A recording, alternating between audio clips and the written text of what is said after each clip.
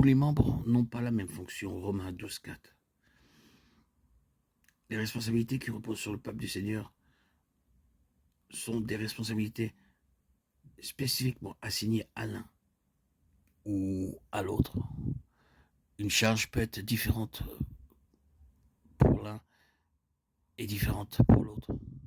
Il est possible que, par son esprit, le Seigneur attribue un don et confère à quelqu'un le ministère particulier,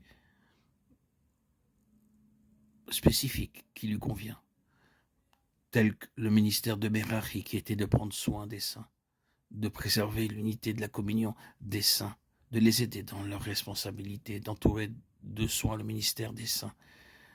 Livre des Nombres, chapitres 3 et 4. D'autres peuvent être caractérisés par une charge spécifique en relation avec les principes de l'Assemblée. D'autres peuvent être conduits dans ce service qui est davantage en contact direct avec Dieu lui-même et en gardant à l'esprit l'importance, réalité des personnes divines. Le danger est que nous commencions à faire de notre ministère quelque chose d'hermétique.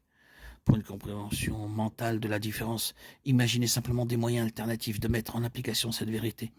Dessinez mentalement 3 carrés séparés, chacun étant isolé.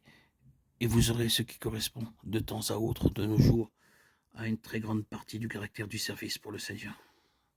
Oh, ceci est mon travail, c'est ma part, c'est ma branche.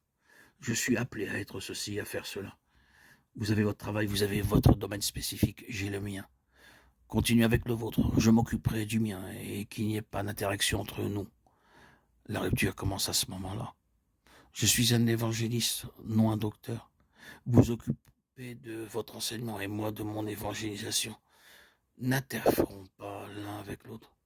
Ceci est placer la responsabilité dans un compartiment hermétique. Il en résulte toujours des pertes. Pouvez-vous me dire ce que Paul fut?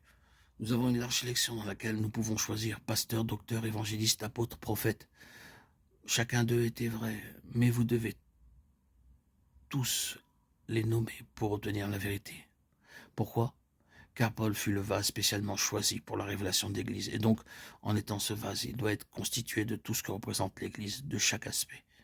Il est apôtre, prophète, pasteur, docteur et évangéliste. L'Église est cela.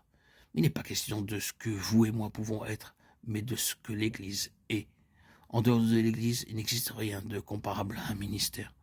Le ministère est l'Église en action et elle œuvre dans différentes directions à travers ses membres. Mais c'est l'Église du Nouveau Testament. L'Église fonctionne par le moyen de quelques-uns dans l'évangélisation, par d'autres dans le domaine pastoral et de l'enseignement.